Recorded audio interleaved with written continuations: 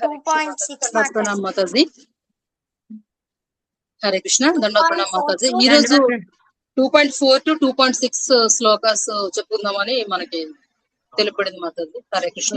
Okay okay, Hare Krishna. Okay, thank you Mataji. Last class లో నిన్న ఏం డిస్కస్ చేసుకున్నారు? ఎవరైనా క్లుప్తంగా చెప్పడానికి ట్రై చేస్తారు? మాతాజీ లాస్ట్ క్లాస్ కి అయితే నేను అటెండ్ అవ్వలేకపోయాను. ఓకే, ఎవరైనా ప్రయత్నించండి వేరే వాళ్ళకి.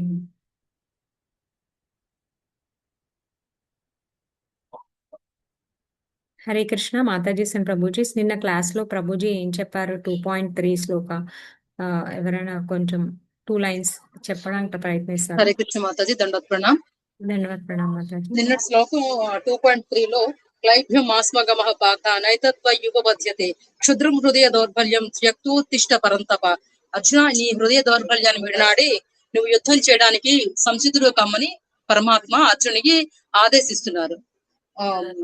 నువ్వు పరంతపుడు అంటే శత్రువుని జయించే వాడవు కదా, నువ్వు ఎందుకు నువ్వు హృదయ దౌర్బల్యంతో సంశయిస్తున్నావు, లే యుద్ధం చెయ్యు అని అర్జున్ని ప్రోత్సహిస్తున్నారు. Hare Krishna Mataji. Okay, thank you Mataji. Thank you very much.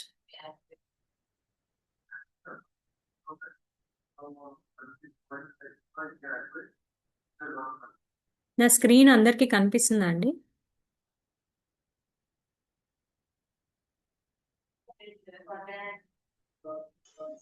Hare Krishna Mataji. ఇంకా మంగళాచరణంలోనే ఉంది మాతాజీ స్క్రీన్. ఇప్పుడు కనిపిస్తుందా మాతాజీ?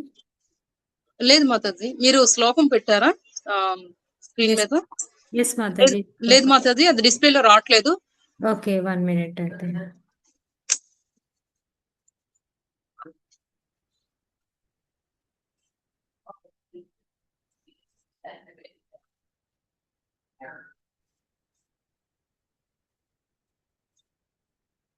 ఇప్పుడు కనిపిస్తుందా మాతాజీ?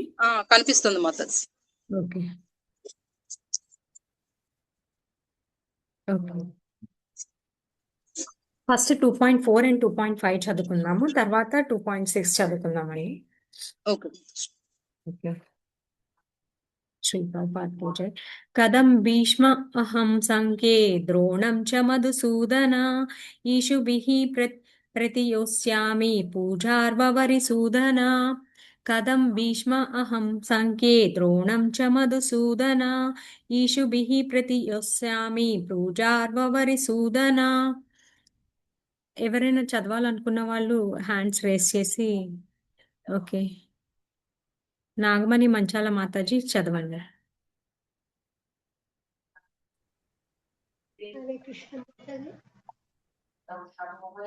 మాతాజీ బ్లాక్ వస్తుంది మాతాజీ.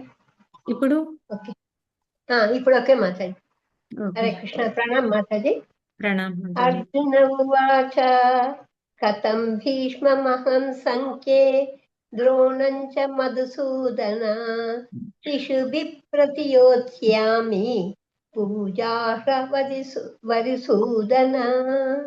హరే కృష్ణ. హరే కృష్ణ. Thank you Mataji. ఇంకా ఎవరైనా చదవాలనుకుంటున్నారా? ఉషా మాతాజీ, ఉమా మాతాజీ, సారీ. హరే కృష్ణ మాతాజీ. స్క్రీన్ పైన సరిగ్గా రావట్లేదు మాతాజీ. 1 minute మాతాజీ. ఇప్పుడు వస్తుందా మాతాజీ? రావట్లేదు, బుక్ లో చదవండి మాతాజీ. రావట్లేదు మాతాజీ. ఓకే మాతాజీ. అర్జున ఉవాచ కథం భీష్మమహం సంఖ్యే ద్రోణం చ మధుసూదన ఇషుభిః ప్రతియోత్స్యామి పూజార్హవరిసూదన. Thank you Mataji. Next Lakshmi Mataji. Hare Krishna Mataji. ప్రణామం. అర్జున ఉవాచ కథం భీష్మమహం సంఖ్యే ద్రోణం చ మధుసూదన ఇషుభిః ప్రతియోత్స్యామి పూజార్హవరిసూదన. Thank you Mataji. Thank you very much. Usha Mataji.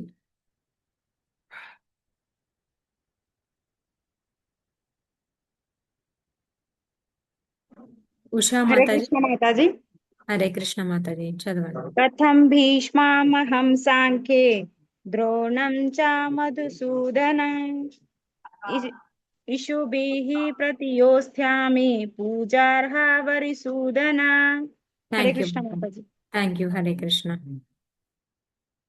దీని భాష్యం అనువాదం చదవండి మాతాజీ. జ్యోతి మాతాజీ. హరే కృష్ణ మాతాజీ. హరే కృష్ణ మాతాజీ. కనిపిస్తుంది కదా మాతాజీ? నేను బుక్ తీసుకున్నాను. ఆ, అనువాదం చదవండి. అర్జునుడు పలికెను. మీది వాయిస్ చాలా స్లోగా వస్తుంది మాతాజీ. ఇప్పుడు ఓకేనా మాతాజీ? లిటిల్ బిట్ బెటర్ అంటే వస్తుంది. మీరు వాల్యూమ్ రేస్ చేసుకోండి. Volume full volume Mataji. Okay. అర్జునుడు పలికెను, ఓ శత్రు సంహారక, ఓ మధుసూదన, నాకు పూజనీయుడనైనట్టి భీష్మ ద్రోణుల వంటి వారిని నేనెట్లు బాణములతో యుద్ధమును ఎదుర్కోగలను. Thank you Hare Mataji. Krishna. Hare Krishna Mataji. Thank you. ఈ గ్యాలాక్సీ ఎవరు మరి? Galaxy M12. మీరు మీ పేరు మార్చుకుంటారా?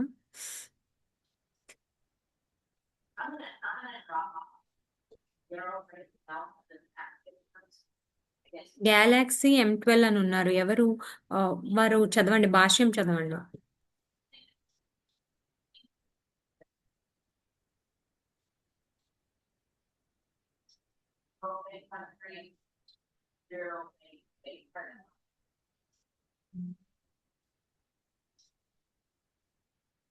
హరే చదివేదా మాతాజీ? ఓకే, చదవండి మాతాజీ, మీరు చదవండి. భాష్యం. శ్రీ శ్రీల ప్రభువారికి జై. పితామహుడైన భీష్ముడు, గురువైన ద్రోణుడు వంటి పెద్దలను ఎల్లప్పుడూ పూజనీయులు. ఒకవేళ వారు దాడి చేసినను వారిని ఎదుర్కొనరాదు. పెద్దలతో వాగ్వాదములకు దిగపోవుట కనీస మర్యాద. కొన్నిసార్లు వారు కఠినంగా ప్రవర్తించినను వారి పట్ల తిరిగి కఠినంగా ప్రవర్తించరాదు. ఏమైనను అట్టి వారిని ఎదుర్కొనక అర్జునునికి ఎట్లు సాధ్యపడును? శ్రీకృష్ణుడు ఆ విధంగా ఎన్నడైనను తన తాతయ్యైన ఉగ్రసేనుని గాని గురువైన సాందీపముని గాని ఎదుర్కొనిన ఈ విధమైన వాదములు కొన్నింటిని అర్జునుడు శ్రీకృష్ణుని ఎదుట ఉంచెను. Hare Krishna Mataji. Hare Krishna. Thank you very much Mataji. Next ఇప్పుడు 2.5 శ్లోక చూద్దాము.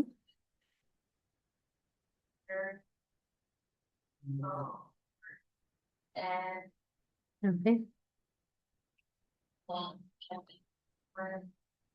గురూన్ హత్వా హి మహానుభావాన్ శ్రేయో భోక్తుం భైక్ష్యమపిహ లోకే హత్వాత కామాంస్తు గురూన్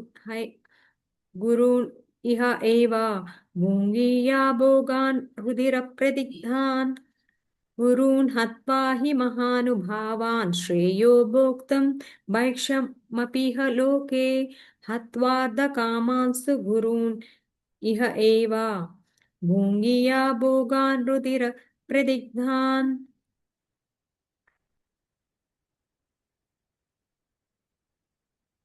సో ఎవరు చదవాలనుకుంటున్నారు?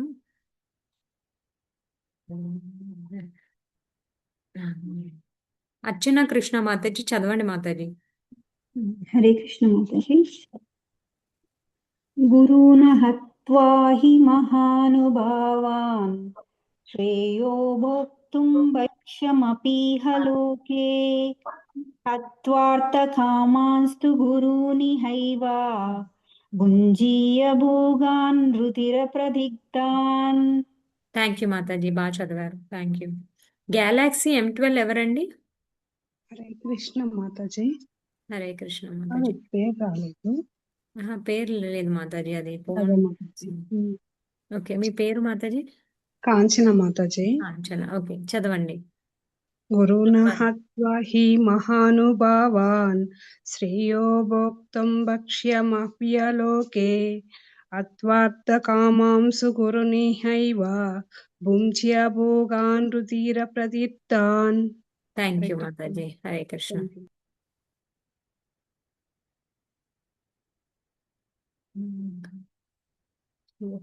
మాతాజీ నాగమణి మాతాజీ చదవండి మాతాజీ.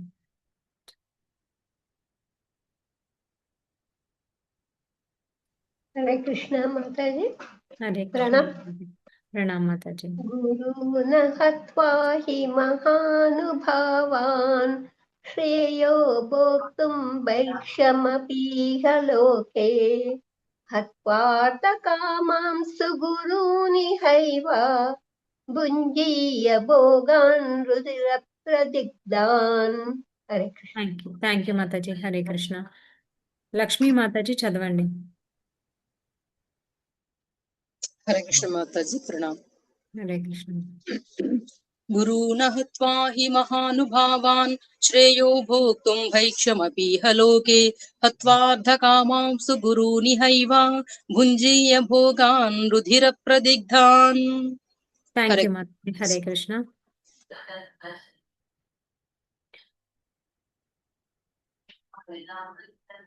బొట్టుపల్లి హేమలత మాతాజీ, మీరు చదువుతారా మాతాజీ?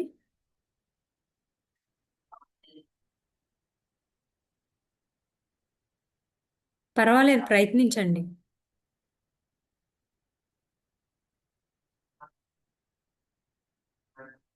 శ్లోక రెసిటేషన్ లో అందరూ పార్టిసిపేట్ చేయడానికి ట్రై చేయండి మాతాజీ.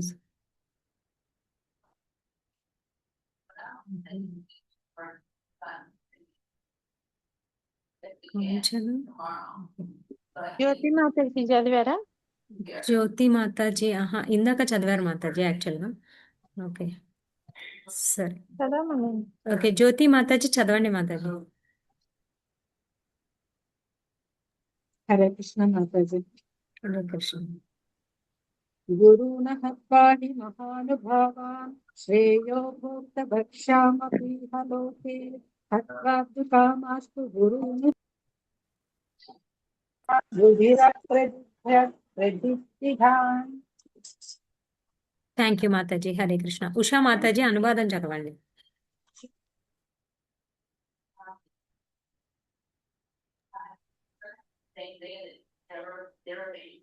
హరే కృష్ణ మాతాజీ.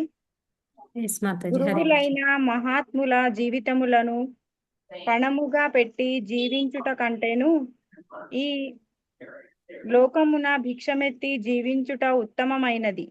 ప్రాపంచిక లాభమును కోరుచున్నప్పటికీ వారందరూ పెద్దలే. వారిని వధించినచో మేము అనుభవించు సమస్తమును రక్త పంకిల మగును. హరే కృష్ణ మాత. Thank you Mataji. హరే కృష్ణ. ఇంకా ఎవరు ఉన్నారు?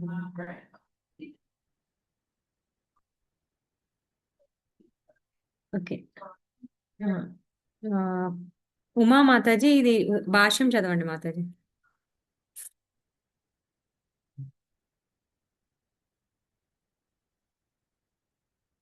ఉమా మాతాజీ హరే కృష్ణ, భాష్యం చదవండి మాతాజీ. హరే కృష్ణ మాతాజీ. శాస్త్ర దేశములను అనుసరించి ఘోరమైన కార్యములకు పాల్పడుతూ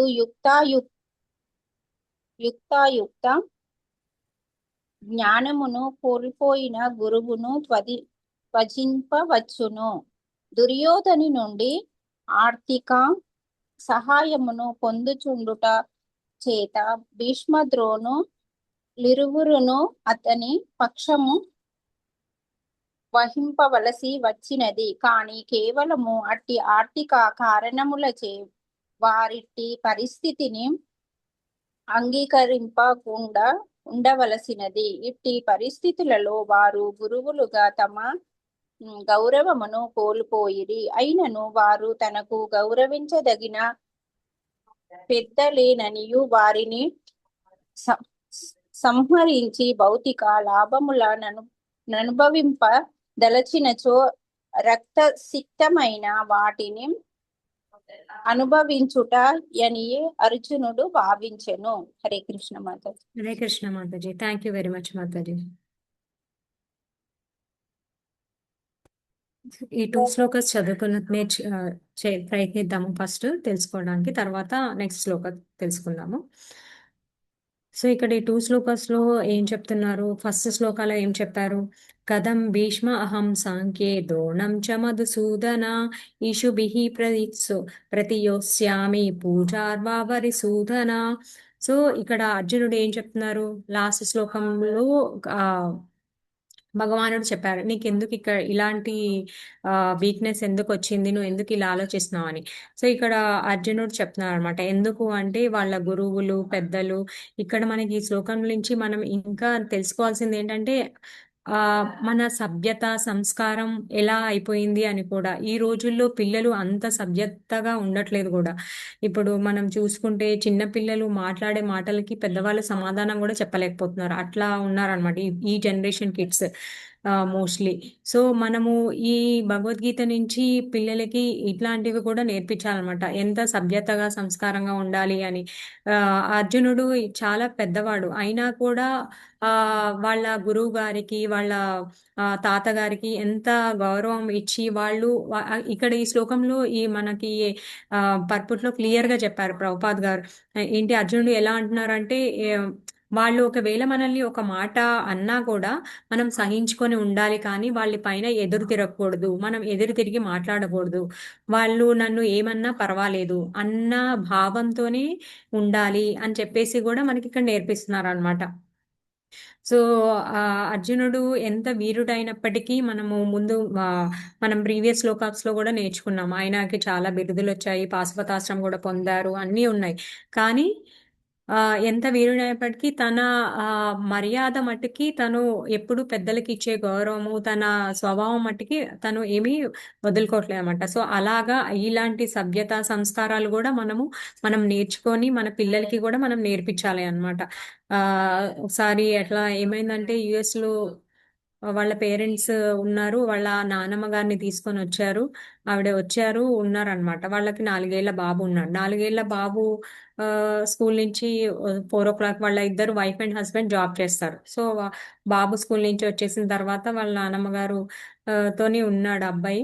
అబ్బాయి ఎప్పుడు ఆడుకుంటూ టీవీ చూస్తూ అలా ఉంటే కాసేపు చదువుకో నాన్న అని చెప్పారు. అబ్బాయి వెంటనే పోలీసులకి ఫోన్ చేశాడు. అంటే US లో పిల్లలకి అట్లానే ఫస్ట్ నుంచి ట్రైనింగ్ ఇస్తారనమాట, వాళ్ళకి హాని కలగకుండా కొంతమంది ఉంటారు అని చెప్పేసి కొన్ని ఉద్దేశాల ప్రకారం సిచ్యువేషన్ ని బట్టి అలా చేస్తుంటారు. సో అది ఆ అబ్బాయికి తెలియక ఫోన్ చేసేసాడు. వాళ్ళు వచ్చి తీసుకొని వెళ్ళిపోయారు, ఆవిడని తీసుకెళ్లి జైల్లో పెట్టేశారు.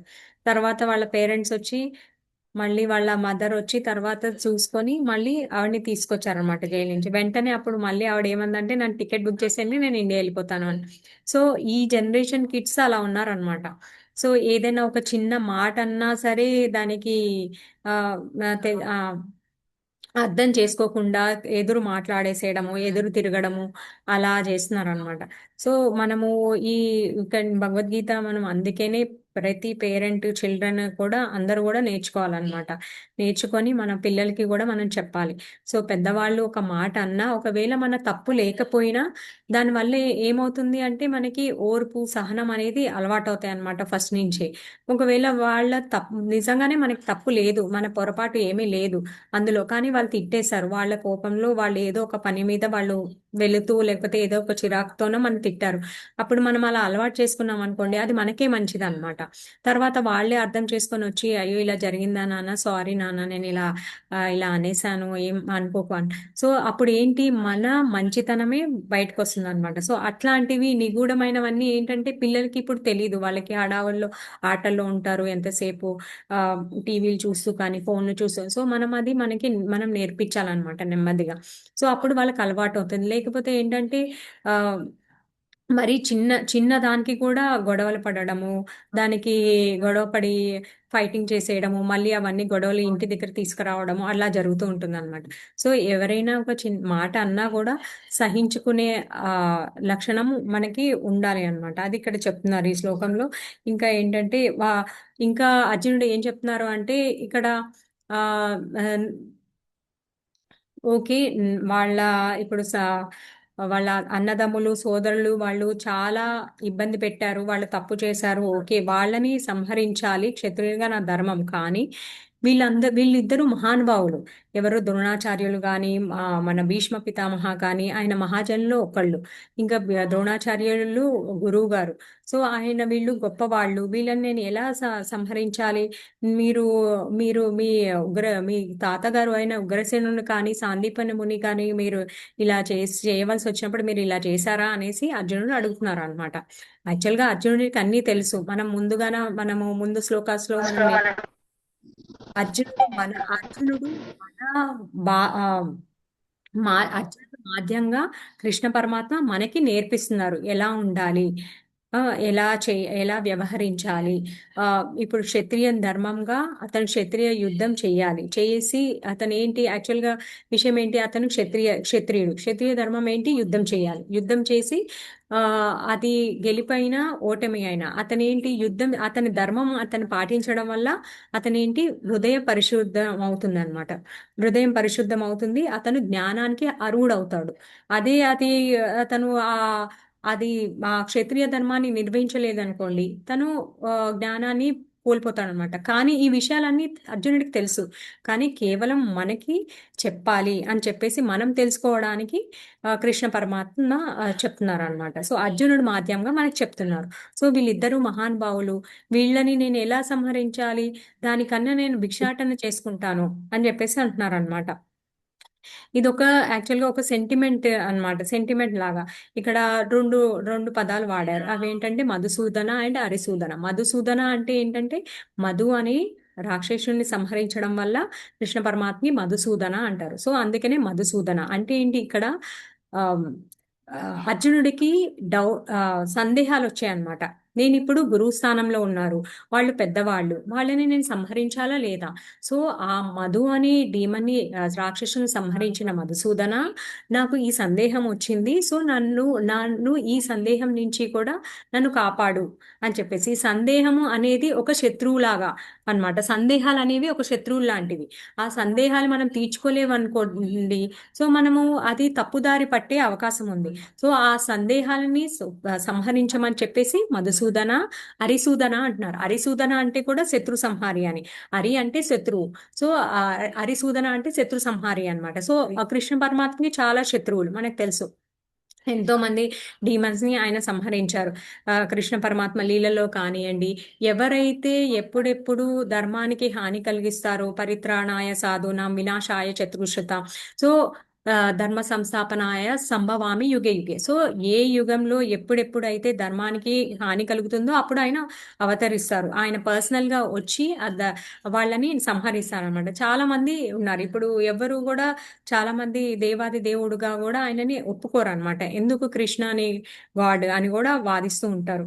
సో ఇప్పుడు మనకి 5th చాప్టర్ లో స్పష్టంగా చెప్పారు, భోక్తారం యజ్ఞ తపసాం సర్వలోక మహేశ్వరం అని చెప్పేసి. ఏంటి, ఆయననే అన్ని యజ్ఞాలకి ఆయనే భోక్త అని, సర్వలోక మహేశ్వరం, దేవతలకి అందరికీ ఆయనే ఈశ్వరుడు అని చెప్పేసి.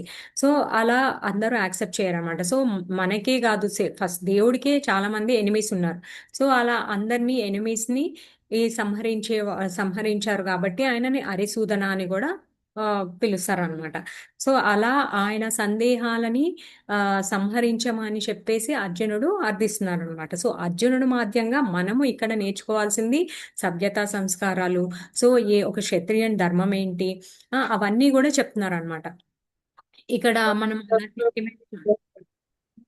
అలా సెంటిమెంట్ లో ఉండకూడదు అని చెప్పేసి చెప్తున్నారు. ఇంకొకటి ఏంటి, మనము గురువుని సంహరించ ఇక్కడ ఇంకొకటి ప్రశ్న ఏమేశారు అర్జునుడు, గురువుని ఎలా సంహరించాలి, గురువుని సరే నువ్వు వాళ్ళనంతే సంహరించమన్నావు, కానీ గురువుని ఎలా సంహరించాలి, గురువుని సంహరించకూడదు కదా, గురువులు అంటే పూజనీయులు, వాళ్ళు పెద్దవాళ్ళు, వాళ్ళు గౌరవనీయులు, వాళ్ళు ఒక మాట అన్నా కానీ మనం సహించుకోవాలి, కానీ వాళ్ళని తిరిగి అనకూడదు, వాళ్ళు నన్ను సంహరించినా పర్వాలేదు, అవన్నీ చెప్పుకుంటూ వస్తున్నారు అనమాట కృష్ణ. కానీ అర్జునుడు బట్ ఏంటి, కృష్ణ ఏం చెప్తారు, వాళ్ళు ఆ వాళ్ళు పూజనీయులు, గౌరవనీయులు, కానీ వాళ్ళు అధర్మ పక్షాన ఉన్నారు. అధర్మ పక్షాన ఉంటే అది ధర్మానికి హాని కలిగిస్తుంది. వాళ్ళకి ఒక ఛాన్స్ ఉంది, యాక్చువల్గా ధర్మయుతంగా ఇక్కడ ఇటు పక్క ఉండొచ్చు, కానీ వాళ్ళు ఏం చేశారు, అధర్మ పక్షాన ఉన్నారు. సో అలాంటప్పుడు ఇక్కడ కృష్ణ చాలా విధాలుగా ప్రయత్నించారు, మనకు తెలుసు.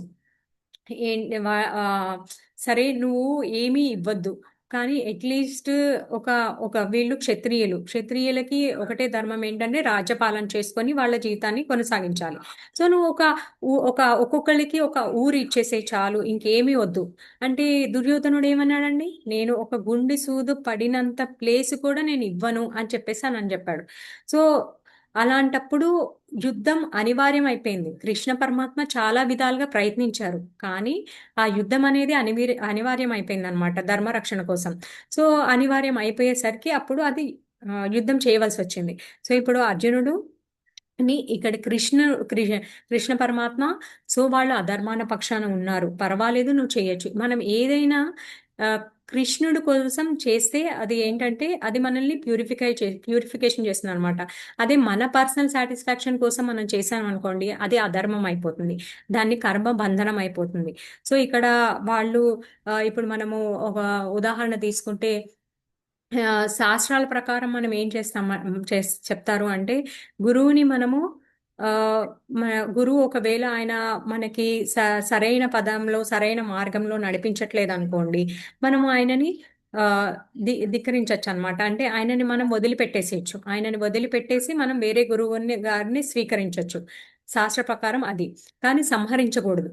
కానీ ఇక్కడ కృష్ణ పరమాత్మ స్వయంగా చెప్తున్నారు, వాళ్ళు అధర్మాన పక్షాన ఉన్నారు, నువ్వు సంహరించాలి, ఇది నీకు ఏమీ కర్మ బంధనం అవ్వదు, ఇది విజయమే చేకూరుస్తుంది అని చెప్పేసి. సో అప్పుడు కృష్ణ కొరకు అయితే మనం ఏ పనైనా చేయగలగాలన్నమాట ఇక్కడ అంతా. ఇప్పుడు మనం ఒక ఉదాహరణ తీసుకుందాం. మనం రీసెంట్ గా నరసింహ చతుర్దశి జరుపుకున్నాము. నరసింహ చతుర్దశి అప్పుడు ఎవరండి, హిరణ్యకశిపుణ్ణి నరసింహస్వామి సంహరించారు. అప్పుడు ప్రహ్లాద్ మహారాజ్ సంహరించినప్పుడు ఎవరైనా వాళ్ళ తండ్రిని ఎవరైనా సరే వాళ్ళని కొడుతున్నప్పుడు తిడుతున్నప్పుడు తన సాయశక్తులా ప్రయత్నించాలి. ఎలా అంటే ఒకవేళ వాళ్ళ ఓన్ లైఫ్ సాక్రిఫైస్కైనా వాళ్ళు తెగించాలన్నమాట. అంటే వాళ్ళ ప్రాణత్యాగానికైనా తెగించి వాళ్ళ తండ్రి గారిని కాపాడుకోవాలి. అది ఒక పుత్రుడి లక్షణం. సో పుత్రుడి లక్షణం ఏంటి, తండ్రిని ఎలాగైనా కాపాడుకోవాలి. అప్పుడు ప్రహ్లాద్ మహారాజ్ ఎందుకు తండ్రిని కాపాడుకోలేదు, ఎందుకు అడగలేదు నరసింహస్వామిని ఆయన సంహరిస్తుంటే? ఎందుకంటే ఆయనకి తెలుసు, నా తండ్రి శరీరం కాదు, అందులోని ఆత్మ అని. అతను అన్ని విధాలుగా చాలా తప్పు పనులు చేశారు అని. అతనికి ఏంటి, అన్ని ఐశ్వర్యాలు ఉన్నాయి, వరుణ, చంద్ర, ఇంద్ర అందరూ ఆయన ఆధీనంలో ఉన్నారు, అన్నీ ఉన్నాయి. కానీ అతను ఏం చేశాడు, కృష్ణకి ఎగెయిన్స్ట్ గా ఆయన శుద్ధ భక్తుడైన ప్రహ్లాద్ మహారాజ్ని చాలా ఇబ్బందులకి గురి చేశారు. అయినా సరే ఆయన ఇబ్బందులని తొలగించమని కోరుకోకుండా ఇక్కడ మనం ఇంకో విషయం కూడా నేర్చుకోవచ్చు అనమాట. అంటే ఈ ఘట్టంలో ప్రహ్లాద్ మహారాజ్ నాకు ఇబ్బందులు తీసేయి అని ప్రే చేయకుండా ఆయన ఏం ప్రార్థిస్తారంటే, ఎల్లప్పుడూ నీ సేవలో ఉండాలి, ఎల్లప్పుడూ నీ సేవకుల యొక్క సేవలో ఉండాలి అని చెప్పేసి. నేను డైరెక్ట్ గా నీ సేవలో ఉండాలి అని కాకుండా నీ సేవకుల యొక్క సేవకులో నేను ఉండాలి అని చెప్పేసి ప్రార్థిస్తారనమాట. తర్వాత చాలా ప్రార్థనలు చేసిన తర్వాత ఈయన కూడా దయచేసి నా తండ్రి గారిని ఉద్ధరించండి అని చెప్పేసి, తర్వాత నా తండ్రి గారి ఆత్మని ఉద్ధరించండి, ఆయనని ముక్తినివ్వండి ఆయనకి అని చెప్పేసి ప్రార్థనిస్తారనమాట. ప్రార్థించినప్పుడు అప్పుడు ఆయన ముక్తి ప్రసాదిస్తారనమాట. ముక్తి ప్రసాదించినప్పుడు ఆయన చెప్తారు కూడా ఏంటంటే, నీకొక్కళ్ళకే కాదు, మీ తండ్రి గారు ఒక్కళ్ళే కాదు, ఒక 14 తరాల వారిని కూడా కేవలం నీవు ఒక భక్తుడు అవ్వడం వల్ల వాళ్ళని కూడా నేను తరింపచేస్తాను, వాళ్ళని కూడా ముక్తి ప్రసాదిస్తాను అని చెప్పేసి చెప్తారనమాట. తరింపచేస్తాను అని చెప్పేసి చెప్తారనమాట పరమాత్మ. సో నరసింహస్వామి. సో మనం ఏంటి, దేవుడు ఎల్లప్పుడూ మనము ఒక్క ప్రయత్నం చేసి మనం ఏంటండి, మనము భగవత్ అంశలము. సో ఎల్లప్పుడూ భగవంతుడు మనల్ని ఎప్పుడు ఆయన దగ్గరికి చేర్చుకోవాలని ఆలోచిస్తారు, కానీ మన యొక్క ప్రయత్నం మనం చేయాలి. సో అలాగా మా సో ఆయన ఏం చేశారు అంటే వాళ్ళందరినీ కూడా 14 తరాల వాళ్ళని ఆయనని కూడా రక్షిస్తాను అని చెప్పేసి అభయం ఇస్తారనమాట. సో నాకు ఇంకే అభయం వద్దు. ఎందుకు, నాకు ఇప్పుడు ఏది ఇచ్చినా కూడా మా తండ్రి గారికి అన్నీ ఉన్నాయి, కానీ ఆయన ఏం చేశారు?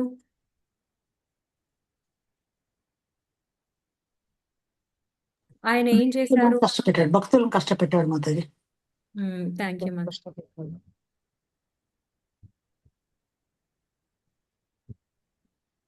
సో ఆయన ఏం చేశారు?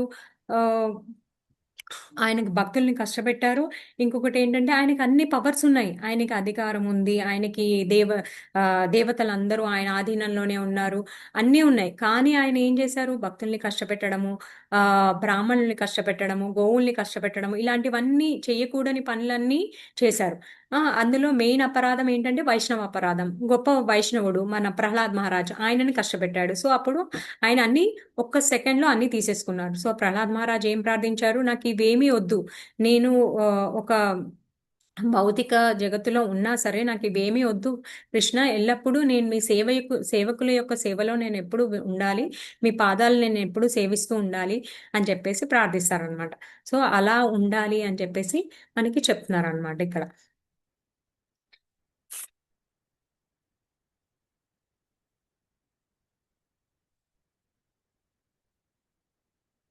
సో భక్తులు ఎప్పుడూ అలా కోరుకుంటారనమాట. సో ఇంకా ఇంకొకటి ఏంటంటే మనకి ఇక్కడ ఆ సో అసూయ పరులు వీళ్ళందరూ కూడా ఉంటారు అని చెప్పేసి చెప్తున్నారు ఇక్కడ కృష్ణ పరమాత్మ. అందరూ కృష్ణ పరమాత్మకి అందరూ అసూయ పరులు ఉంటారు. సో మనకే కాదు, మనకి ప్రపంచంలో ఈ భౌతిక జగత్తులోనే కాకుండా భగవంతుడు కూడా చాలా అసూయ పరులు ఉన్నారు అని చెప్పేసి ఇక్కడ ప్రభుపాద్ గారు చెప్తున్నారు అనమాట. సో ఇప్పుడు మనము నెక్స్ట్ 6 శ్లోక చూద్దామండి. 1 minute నేను షేర్ చేస్తాను.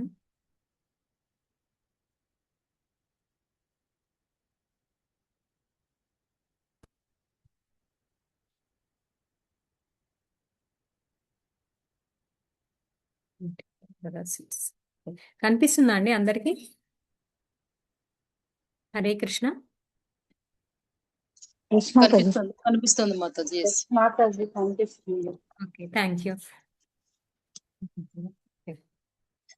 न चैतद्विद्मः कतरन्नो गरीयो यद्वा जयेम यदि वा नो जयेयुः यानीव हत्वा न जिजीविषामा ते अवस्थितः प्रमुखे धार्तराष्ट्रा न चैतद्विद्मः कतरन्नो गरीयो यद्वा जयेम यदि वा नो जयेयुः यानि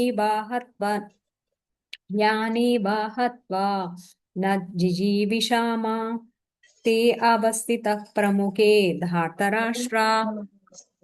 ఎవరు? లక్ష్మీ మాతాజీ చదవండి మాతాజీ. హరే కృష్ణ మాతాజీ దండోపరణం. హరే కృష్ణ. నచైతద్విద్మః కదరన్నో గరీయో యద్వా జయేమ యది వా నో జయేయుః యానేవ హత్వా న జీజీవిషామస్తే స్థితా ప్రముఖే ధార్తరాష్ట్రాః. Thank you Mataji. Hare Krishna. Next Nagamani Manchala Mataji చదవండి మాతాజీ.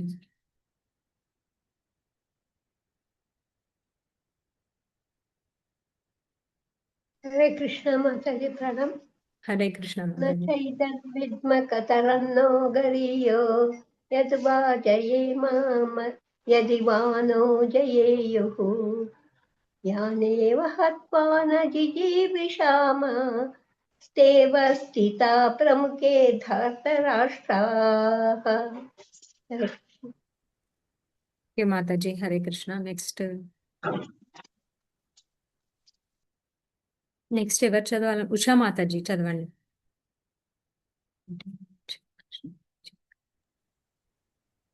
స్క్రీన్ పోయింది మాతాజీ సగం. స్క్రీన్ పైకి ఉంది మాతాజీ. ఓకే, ఇప్పుడు కనిపిస్తుందా? కనిపిస్తుంది. ఓకే. నా చైదత్ విద్మకతారన్నో గరియో యాద్వా జయేమ యది వా నో జయేయుః యానేవా హత్వా న జిజివిషామస్తెవస్థితా ప్రముఖే ధర్తరాష్ట్రాః. హరే కృష్ణ మాతాజీ. హరే కృష్ణ. Thank you Mataji. అర్చన కృష్ణ మాతాజీ అనువాదం చదువుతారా? హరే కృష్ణ మాతాజీ. మేము వారిని జయించుటయో వారు మమ్మల్ని జయించుటయో ఏది హితకరమైనదో తెలియకున్నాము. ధృతరాష్ట్ర పుత్రులను చంపి మేము జీవింప వాంఛింపము. అయినను వారిప్పుడు యుద్ధ రంగమున మా ఎదుట నిలిచి ఉన్నారు. హరే కృష్ణ మాతాజీ. Thank you Mataji. హరే కృష్ణ.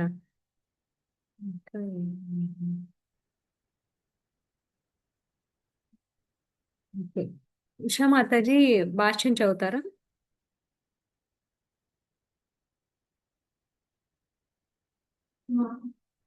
ఉషా మాతాజీ భాష్యం చదువుతారా?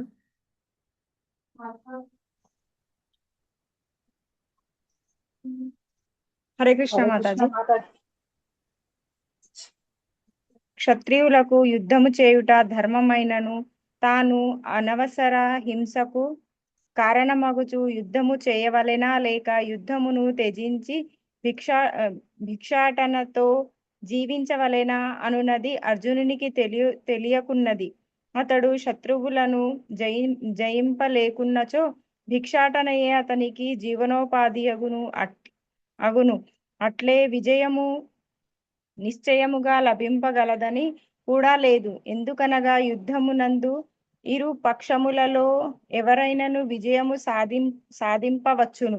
ఒకవేళ తమ పక్షముకే విజయము లభించినను తన పక్షమే ధర్మ సమ్మతమైనను ధృతరాష్ట్రుని పుత్రులు యుద్ధమున మరణించినచో వారు లేకుండా తాము జీవించుట దుర్లభమగును.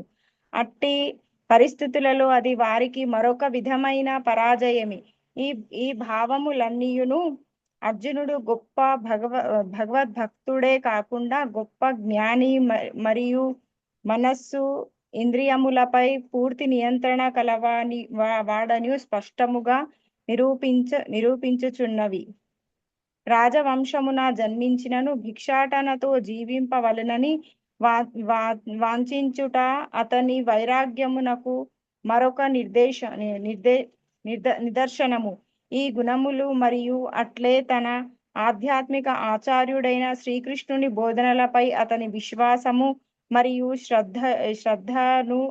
శ్రద్ధనను అతడిని నిజమైన ధార్మికుడని సూచించుచున్నవి. కనుకనే అర్జునుడు ముక్తి నొందుటకు అర్హుడని స్పష్టముగా నిర్ధారింపబడినది. ఇంద్రియములను నియంత్రింపకుండా జ్ఞానస్థితికి ఉద్ధరింపబడు అవకాశమే లేదు. జ్ఞానము మరియు భక్తి లేనిదే ముక్తి నొందు అవకాశము లేదు. ఐహిక సంబంధములలోని ఉత్తమ గుణములతో పాటుగా అర్జునుడు పై గుణములందును యోగ్యుడై ఉండును. హరే కృష్ణ మాతాజీ.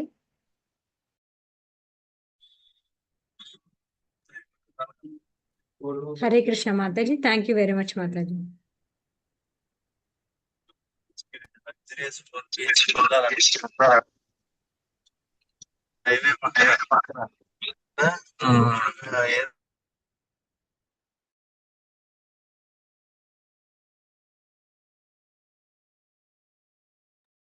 మాతాజీ మీరు అన్మ్యూట్ చేసుకోరా పద్మ మాతాజీ?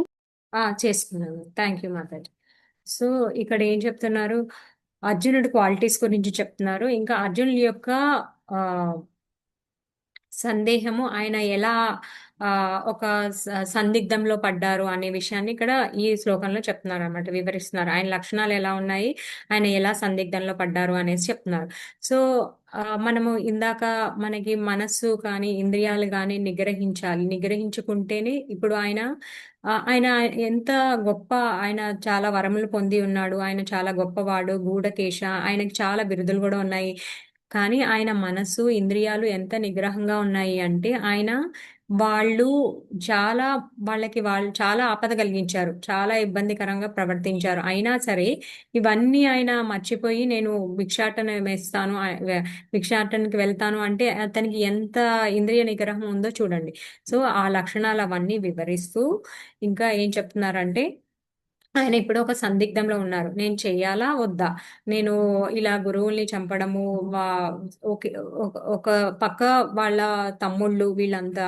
సో వీళ్ళు చనిపోతే నా విజయం నేను ఎవరితో పంచుకుంటాను? ఒకవేళ గెలిస్తే సో వీళ్ళందరూ లేకపోతే అలా నేను ఎందుకు చంపడము? వాళ్ళని చంపితే నాకు మళ్ళీ బాధ కలుగుతుంది అని చెప్పేసి ఇక్కడ ఏంటి అంటే బాహ్యంగా భౌతిక జగత్తులో జనులు ఎలా ఆలోచిస్తారు అనేసి చెప్తున్నారు అనమాట.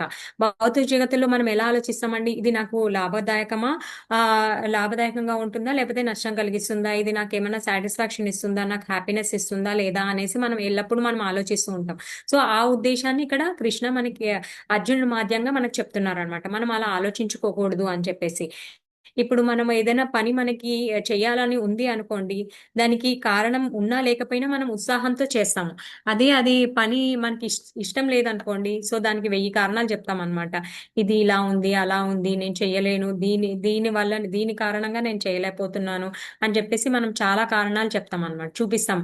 ఇలా ఉంది, నేను అందుకే చేయలేను, నాకు అందుకే ఇష్టం లేదు అని.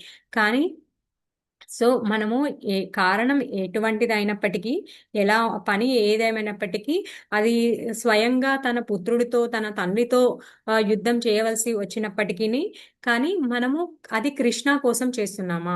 ఎవరి కోసం చేస్తున్నాము? కృష్ణుడు ఆదేశించాడు కాబట్టి మనం చేస్తున్నామా? కృష్ణుని మధ్యలో పెట్టుకొని మనం ఏ పని చేసినా సరే అది మనకి ముక్తినే కలిగిస్తుంది అని చెప్పేసి చెప్తున్నారు అనమాట. ఇందాక మనం చర్చించుకున్నాం, ఎవరి ధర్మ పాలన వాళ్ళు చేయాలన్నమాట. అంటే మనం తర్వాత వచ్చే థర్డ్ చాప్టర్ లో, సెకండ్ చాప్టర్ లో కూడా జస్ట్ క్లుప్తంగా చెప్తారు Krishna.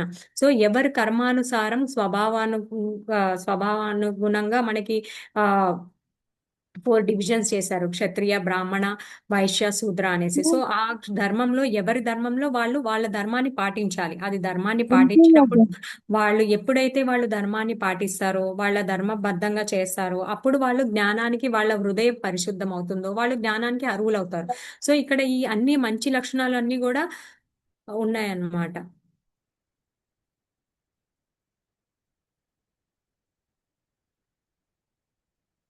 Hare Krishna, Prabhuji. Can I take the question last, Prabhuji? After the explanation of Sloka. Thank you. So ఇక్కడ ఏం చెప్తున్నారు అంటే, సో ఇక్కడ అర్జునుడు సిచ్యువేషన్ గురించి చెప్తున్నారు అనమాట. అర్జునుడు యొక్క లక్షణాల కోసము భౌతిక జగత్తులో జనులు ఎలా ఆలోచిస్తారు, వాళ్ళ పర్సనల్ సాటిస్ఫాక్షన్ కూడా కృష్ణ తృప్తి కోసం మనం చెయ్యాలి అని చెప్పేసి ఇక్కడ చెప్తున్నారు అనమాట. ఎప్పుడైతే మనం కృష్ణ తృప్తి కోసం పనిచేస్తామో అది కర్మబంధనం కాదు అన్నమాట. లేదు, మనము ఎప్పుడైతే మన మన మన మన సంతృప్తి కొరకు, స్వీయ సంతృప్తి కొరకు పనిచేస్తామో అది కర్మబంధనం కారం అవుతుంది అనమాట. ఎప్పుడైతే ఈ ప్రపంచమంతా జగత్తు శాశ్వత ఎప్పుడైతే శాశ్వతంగా ఇదేంటి అనిహిలేషన్ మీన్ మొత్తం భౌతిక జగత్ ఎప్పుడైతే లుప్తం అయిపోతుందో అప్పుడు అందరు జీవులు విష్ణువు భగవాన్ యొక్క శరీరం దగ్గరికి వెళ్ళిపోతారు అనమాట. శరీరం వెళ్ళిపోయి తర్వాత మళ్ళీ కోటాను జన్మల తర్వాత మళ్ళీ మన ఇచ్ఛానుసారంగా మనము ఏవో ఒక కోరికలు, ఆ కర్మలో ఇరుక్కుంటూ ఉంటాం అనమాట. సో ఆ ఇచ్ఛానుసారంగా మళ్ళీ మనం ఈ భౌతిక జగత్తులో పుడతామన్నమాట. సో అప్పుడు మళ్ళీ కర్మబంధనంలో మళ్ళీ ఇరుక్కుంటాం, జన్మ, మృత్యు, జరా, వ్యాధులు. సో అలా కాకుండా మనము ఈ దేహంతో, ఈ మానవ శరీరంతో మనం ఎప్పుడు ఈ లైఫ్ లోనే మనము మన యొక్క బాధ్యత ఏంటి అని చెప్పేసి తెలుసుకొని గురువు గారిని మనకి తర్వాత శ్లోకంలో చెప్తారు, కార్పణ్య దోసో పవత స్వవాహ. సో ఏంటంటే మనకి ఎప్పుడు ఇలాంటప్పుడు సందేహాలు వచ్చినప్పుడు, సందిగ్ధంలో ఉన్నప్పుడు మనం ఒక గురువు గారిని సంప్రదించి మనం ఎలా చేస్తే బాగుంటుంది, మనం ఏదో ఒకటి చేసేయడం కాదు. ఇప్పుడు అర్జునుడికి ఈ సందేహం వచ్చింది, నేను చెయ్యాలా వద్దా అని చెప్పేసి. అలాంటప్పుడు అతను ఏం చేశాడంటే, అతను ఒక క్షణం ఆలోచించి, అర్జునుడు తెలివైన వాడు, గొప్ప జ్ఞాని కాబట్టి ఆయన ఆలోచించి కృష్ణుణ్ణి శరణాగతి పొందారు. ఆయన కృష్ణుణ్ణి శరణాగతి పొంది ఎలా ఏం చెయ్యాలి అని చెప్పేసి ఆయనని వేడుకున్నారనమాట. ఇప్పుడు నువ్వు ఒక స్నేహితుల్లా కాదు, నాకు ఒక గురువుగా నన్ను ఆదేశించు, నాకు సలహా ఇవ్వు, నేను ఏం చెయ్యాలి, ఎలా పాటిస్తే బాగుంటుంది అని చెప్పేసి వేడుకున్నామట. సో మనం కూడా అలా ఉండాలి అని చెప్పేసి చెప్తున్నారు అనమాట. ఇంకా ఏం చెప్తున్నారు అంటే ఈ శ్లోకంలో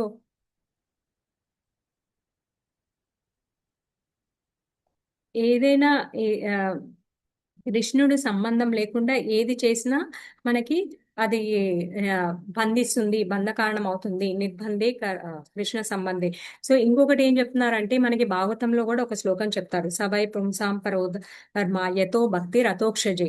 మనకి పరమ ధర్మం ఏదైతే ఉంది అది అధోక్షుడిని అర్చించడము, అధోక్షుడి ప్రీతి కొరకు మనము భక్తి చేయడము.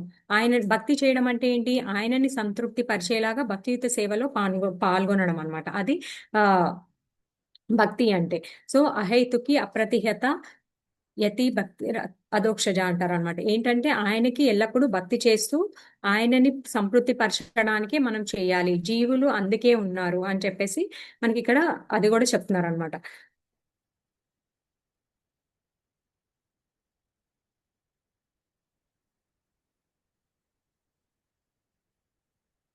సో మనం కూడా ఈ భౌతిక జగత్తులో ఉన్నప్పుడు మనము ఎలా ఎందుకు మన జీవిత లక్ష్యం ఏంటి, మనము ఎలా జీవించాలి, అవన్నీ కూడా మనం తెలుసుకోవాలన్నమాట. మన ఆ వరిష్ఠ వైష్ణవుల్ని, వరిష్ఠులు అంటే పెద్దవాళ్ళు, గొప్పవాళ్ళు, భక్తి కలిగిన వాళ్ళు, జ్ఞానం కలిగిన వాళ్ళు, మనల్ని సరైన మార్గంలో నడిపించగలిగే వాళ్ళు, వాళ్ళ సహాయంతో మనము మన జీవిత లక్ష్యం ఏంటి, మనకి ఎన్నో సందేహాలు వస్తాయి భౌతిక జగత్తులో ఉన్నప్పుడు. మాయ ఎలా చేస్తుందంటే మాయ పని అదే అన్నమాట. మహామాయ దురత్యయ ఏంటంటే అది కంపల్సరీ, ఆ పని చేయాలి కంపల్సరీగా, ఇదే నీకు కరెక్ట్ మార్గము, దీనివల్ల నీకు సుఖం పొందుతావు అన్నట్టు మాయ మనల్ని ఇక్కడ బంధిస్తూ ఉంటుంది అనమాట. కానీ మనకి ఆల్రెడీ తెలుసు, కృష్ణ ఏం చెప్తారు, ఇది దుఃఖాలయం అశాశ్వతం.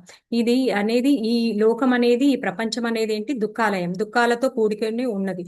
సో మనం ఎల్లప్పుడూ మనం ఇక్కడ సంతోషంగా ఉండలేము, మనం ఎప్పుడు ఇక్కడ ఉండలేము అనమాట. సో అందుకని మనం ఏం చేయాలి, ఎల్లప్పుడూ భక్తి చేసి ఎలా మనల్ని మన జీవితాన్ని ఎలా పర్ఫెక్షన్ చేసుకోవాలి అంటే మనం కృష్ణాని ఎలా ఆరాధించాలి, ఎలా ఆయనని ప్రీతి కలిగించాలి, ఎలా గురువులకి ప్రీతి కలిగించాలి అనే లక్ష్యంతోనే మనం నేర్చుకోవాలన్నమాట. మన ఈ మానవ శరీరంతో మనం అది నేర్చుకొని అది చేయాలన్నమాట. ఇక్కడ అర్జునుడు ఏంటి, తన పర్సనల్ సాటిస్ఫాక్షన్ కోసం ఆలోచిస్తున్నారు అనమాట.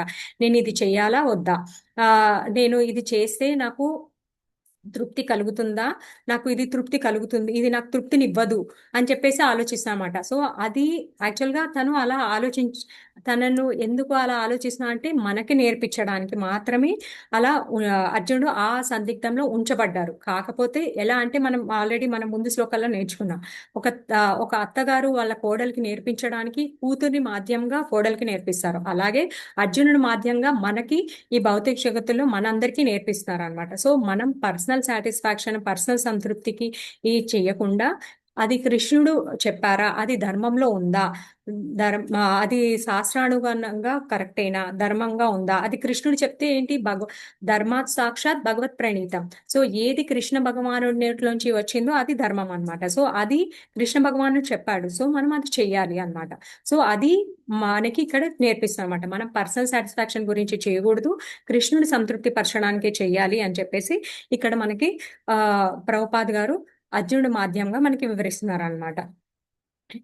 మనకి గోపికల్ని చూస్తాం, గోపికలు ఏంటి, వాళ్ళు ఉత్తమ భక్తుల్లో టాప్ మోస్ట్ అన్నమాట. వాళ్ళు ఏంటంటే కృష్ణ కోసం ఏదైనా చేస్తారు ఇప్పుడు మనమే అనుకుంటాం భౌతిక జగత్తులో మనకి చాలా పనులు ఉన్నాయి, చాలా వ్యవహారాలు ఉన్నాయి అని చెప్పేసి, నేను ఎలా భక్తికి టైం కేటాయించాలి అని. వాళ్ళు ఏది చేసినా కృష్ణ కోసమే చేస్తారు, కృష్ణ లేకపోతే వాళ్ళు అసలు ఏమీ చేయరు అనమాట. కృష్ణకి సంబంధించింది ఏది ఉన్నా సరే వాళ్ళు అదే చేస్తారనమాట, ఆయనకి సంతృప్తి కల్పించాలి అని చెప్పేసి ఆలోచిస్తారనమాట. మనం తరచుగా ఈ ఉపమానం కూడా వింటూ ఉంటాము. కృష్ణుడికి ఆ, ఆ, తలనొప్పి వస్తుంది అంటే వాళ్ళు వాళ్ళ కాల ధూళి కూడా ఇస్తారనమాట. భక్తుల ధూళి ఉంటే అది నాకు ధరిస్తే నాకు తలనొప్పి పోతుంది అంటే ఎవరు ఇవ్వడానికి ముందుకు రారు. బట్ గోపికల మట్టికి వస్తారనమాట. ఎందుకు? వాళ్ళకి నరకం ప్రాప్తిస్తుందని తెలుసు, కానీ వాళ్ళకి ఏంటి, సెంటర్ కృష్ణకి తలనొప్పి రాకూడదు. ఆయన ఆయన సంతృప్తి నొందాలి, ఆయనకి తలనొప్పి కదలకూడదు, ఆయనకి హ్యాపీగా ఉండాలి. అది ఇస్తే నాకు చాలు, ఇంకేమీ అవసరం లేదు అని చెప్పేసి అనమాట. అలా అంటారు అనమాట. సో అది దానివల్ల ఏంటి, ఆయన ఆయనకి అది గొప్ప భక్తుల యొక్క లక్షణం అనమాట. అక్కడ ఏంటి, ఎవరి తృప్తి కోసం చేస్తున్నారు గోపికలు? కృష్ణ పరమాత్మ యొక్క. మనం ఇంకొకటి కూడా, ఇప్పుడు అందరికీ మన మన భౌతిక జగత్తులో మానవులకి అందరికీ ఫైటింగ్ చేయాలి అది ఉంటుంది, కానీ మనం ఎవరి కోసం చేస్తున్నాము అనేది ముఖ్యం అన్నమాట. ఎవరి కోసం? ఇక్కడ కృష్ణ కోసం చేయాలి అని చెప్పేసి చెప్తున్నారు ప్రభుపాద గారు. ఇక్కడ మనం ఇంకొక ఉదాహరణ కూడా చూసుకుంటే హనుమంతుల వారు ఏంటి, హనుమాన్ ఆయన కోపం వస్తుంది, చాలా కోపం వస్తుంది. ఆయన ఎక్కడ చూపిస్తారు? ఆయన లంకా దహనంలో చూపిస్తారు ఆయన కోపాన్నంతా. సో ఆయన ఆలోచన ఏంటి, ఎల్లప్పుడూ రామచంద్రుల వారికి సేవ చేయాలి. ఆయన ఏంటి, సీతమ్మ వారిని అక్కడి నుంచి తీసుకువచ్చి రామచంద్ర వారి పక్కన కూర్చోబెట్టాలి. కానీ రాముల యొక్క ప్లాన్ ఏంటి, రాముల వారి దగ్గర నుంచి తీసుకొచ్చేసి అతని దగ్గర కూర్చోబెట్టుకోవాలి అని. సో ఇక్కడ ఏంటంటే, ఎలా ఒక అసురీ స్వభావం ఎలా ఉంటుంది, భక్తుడి స్వభావం ఎలా ఉంటుంది అనేది కూడా ఇక్కడ మనకి ప్రభుపాద గారు క్లియర్ గా చెప్తున్నారు అనమాట. సో హనుమంతుల వారు ఆయన యుద్ధం చేశారు. ఎలా చేశారు, ఎందుకు చేస్తున్నారు? రామచంద్రుడు గారిని సంతృప్తి చెందడానికి. దానివల్ల ఫలితం ఏమొస్తుంది, ఆయనకి ఆ ఆనందం కూడా ఆయన రామచంద్రుల వారికి అర్పిస్తారు అనమాట. దానివల్ల ఏమవుతుంది, మన ధర్మం మనం నిర్వర్తించడం వల్ల మనకి హృదయం పరిశుద్ధం అవుతుంది. ఎప్పుడైతే హృదయం పరిశుద్ధం అవుతుందో మనకి జ్ఞానం వస్తుంది అనమాట. జ్ఞానం కలిగినప్పుడు మనకి ముక్తికి మార్గం మనము ఏర్పాటు చేసుకుంటాం అనమాట. ముక్తికి మార్గం ఏర్పాటు చేసుకున్నప్పుడు ఏంటి, మనం ఒక గురువు గారిని సంప్రదిస్తాం. గురువు గారు సంప్రదించినప్పుడు గురువు కృప వల్ల మనకి భగవంతుడి యొక్క కృప కలుగుతుంది. గురువు ఇంకా కృష్ణ కృప వల్ల మనకి భక్తి అనేది, మనం ఇంకా భక్తి మార్గంలో ఇంకా ఎదగలుగుతాం అనమాట. సో ఎప్పుడు మనం భగవంతుడి యొక్క సంతృప్తి కొరకు మనము చేయాలి అని చెప్పేసి ఈ ఇక్కడ అర్జునుడు మాధ్యంగా ఈ శ్లోకంలో వివరిస్తున్నారు. ఇంకా తర్వాత శ్లోకంలో అర్జునుడు ఎలా ఎంత వినయంగా ఆయన అతని సందేహాల్ని అడుగుతారు అనేది మనం నెక్స్ట్ శ్లోకంలో చూసుకుందాం. Thank you very much. So ఇప్పటి వరకు ఏమైనా క్వశ్చన్స్ ఉంటే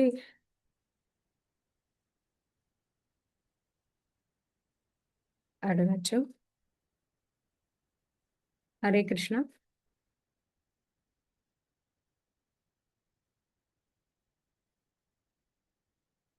హరే కృష్ణ ప్రభుజీస్ అండ్ మాతాజీస్.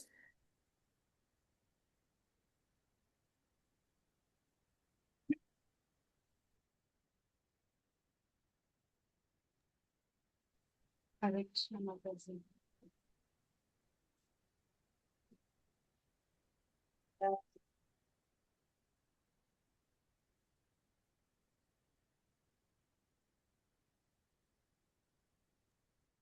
హరే కృష్ణ ప్రభుజీస్ అండ్ మాతాజీస్. ఎవరికైనా ఏమైనా సందేహం ఉంటే వాళ్ళు దయచేసి హ్యాండ్ రైజ్ చేస్తారా?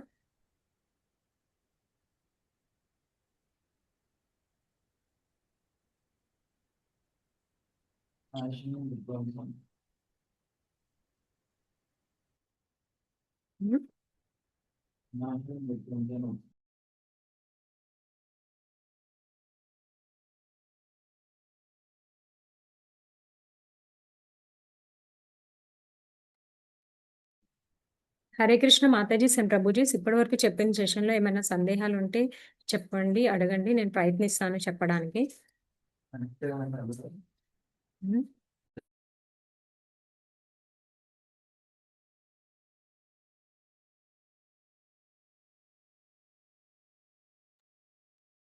మాతాజీ ఒక చిన్న ప్రశ్న ఉంది, అడగచ్చా? Yes Prabhuji please. యాక్చువల్గా నేను మీకు చెప్పగలుగుతానో లేదు, I will try Prabhuji. It's a question anybody can ask. So,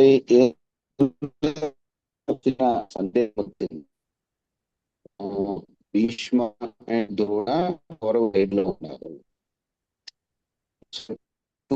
శ్లోకాల్లో వస్తే ఏమన్నారు ఇక్కడ, Bhishma and Drona were obliged to take the side of financial resistance, although they should not accept positions on financial considerations. Under the circumstances, they have lost respectability. అంటే teacher గా ఉండే పోయింది అంటున్నారు. మీది యుద్ధం వాయిస్ బ్రేక్ అవుతుంది ప్రభుజీ. మాత్రమే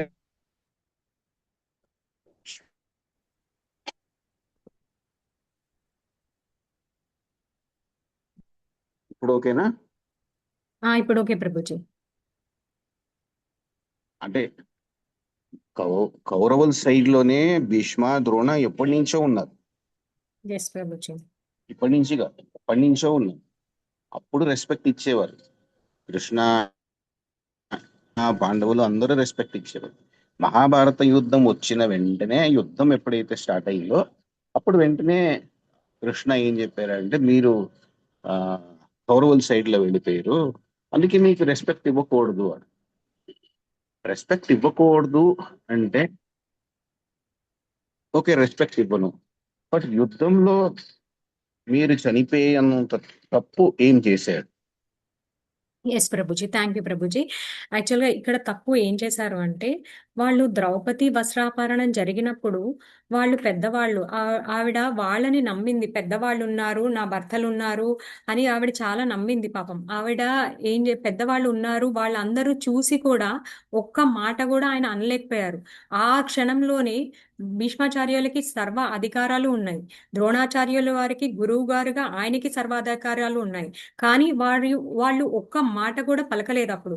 so అది చాలా అధర్మం అన్నమాట. సో అలా అధర్మం జరిగినప్పుడు వాళ్ళు సరే మాట్లాడలేదు అని చెప్పేసి, ఇంకా చాలా విషయాల్లో కూడా వాళ్ళు యాక్చువల్గా భీష్మాచార్యుల వారు నేను ఈ ఆ సైన్యాధ్యక్షుడిగా నేను ఉంటాను అని అన్నారు. కానీ ఆయనకి సర్వాధికారాలు ఉన్నాయి వాళ్ళని స్టాప్ చేయడానికి. బట్ ఆయన వాళ్ళని స్టాప్ చేయలేకపోయారు. అఫ్ కోర్స్ ఇది మొత్తం కృష్ణ ప్లాన్ అనుకోండి, బట్ సో వాళ్ళు అది గొప్ప అపరాధం ప్రభుజీ అది అక్కడ. అందుకని వీళ్ళు సో ఆ కృష్ణుడు మాధ్యంగా ఆయన అలా చెప్పి వాళ్ళని చేయబడ్డారు ప్రభుజీ. ఓకే, సో ఆ ఒక్క తప్పుకి ఇంత పెద్ద శిక్ష వేయడానికి కరెక్టేనా? అంటే ఆ ఒక్క తప్పనే కాదు ప్రభుజీ. ఇప్పుడు ఏంటంటే ఇక్కడ అధర్మాన్ని పక్షాన ఇప్పుడు దుర్యోధనుడు ఏంటంటే నా పక్షాన వీళ్ళు ఉన్నారు అని ఎప్పుడైనా ధర్మానికి ఏ ఉండాలి, కానీ శక్తి అనేది అధర్మానికి ఉండకూడదు. అలాంటప్పుడు ఏంటంటే అది ఇంకా ఎక్కువ ప్రబలడానికి, మనం ఏంటంటే జనాలకి ఎక్కువ అవకాశం ఇవ్వడానికి, వాళ్ళని ఇంకా చేయడానికి ఇచ్చినట్టు ఉంటుంది ప్రభుజీ. సో అధర్మపక్షాన్ని ఎవరు ఎంత శక్తిమంతులు అయినా సరే ఉన్నా సరే వాళ్ళు సంహరింపక తప్పదు అని చెప్పడానికి కృష్ణ పరమాత్మ ఇలా వ్యవహరించారు అని అనుకుంటున్నాం ప్రభుజీ.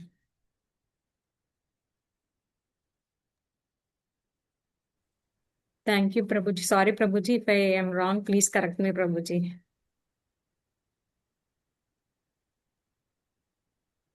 హరే కృష్ణ.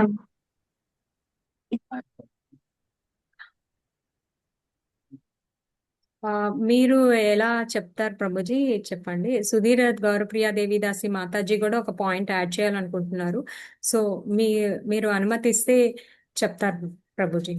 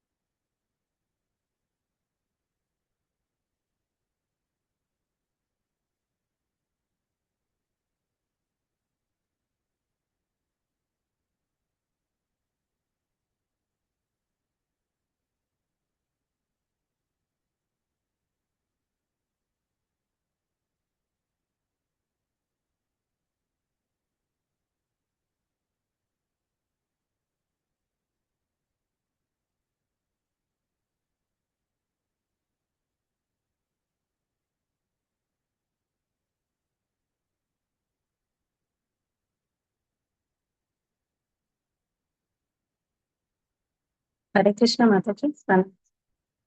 యాడ్ చెప్పమంటారా మాతాజీ? సౌండ్ వినబడదు. హరే కృష్ణ మాతాజీ, దండవత్ ప్రణామ్. హరే కృష్ణ మాతాజీ. ఎస్ మాతాజీ, ప్రొసీడ్. అదే ఇందాక ప్రభుజీ అంటే ఏదో ప్రభుజీ drone. అడిగినారు కదా, అదే ఎస్ అది మాతాజీ. ఒకటి చెప్తానని అనుకుంటున్నాను మాతాజీ. అంటే ఇక్కడ భీష్ముడు, ద్రోణాచార్యులు అంత పెద్ద పెద్ద వాళ్ళు కూడా కౌరవుల సైడ్ ఉన్నారు కదమ్మా. అయితే అక్కడ అంటే భీష్ముడికి కూడా అనిపిస్తుంది నేను కౌరవుల సైడ్ ఉన్నా అని. అయితే అక్కడ మనకి తెలపడానికే శ్రీకృష్ణ భగవంతుడు అలా చేస్తారనమాట. అంటే అధర్మం సైడు ప్లస్ భగవంతుడు లేని సైడు ఎంత స్ట్రాంగ్ ఎంత గొప్ప వాళ్ళు ఉన్నా సరే వాళ్ళు ఓడిపోక తప్పదు, వాళ్ళకి పరాజయం తప్పదు అని మనకు చూపించడానికే ఇలా జరిగింది అని నేను విన్నాను మాతాజీ. ఎస్ మాతాజీ, అదే నేను ఆ పాయింట్ యాడ్ చేశాను మాతాజీ. ఓకే, అదే అధర్మము అంటే భగవంతుడు కూడా ఎంత శక్తి. భగవంతుడిని వాళ్ళు నమ్మరు కదా.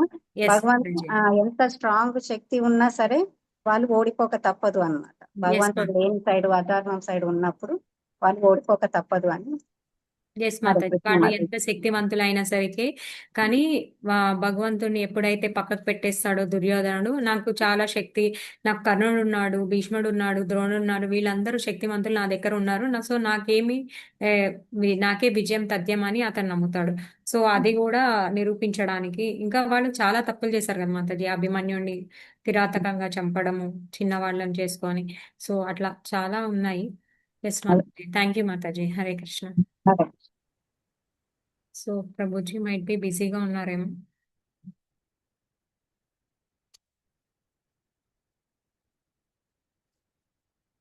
హరే కృష్ణ మాతాజీ, దండవత్ ప్రణామ్.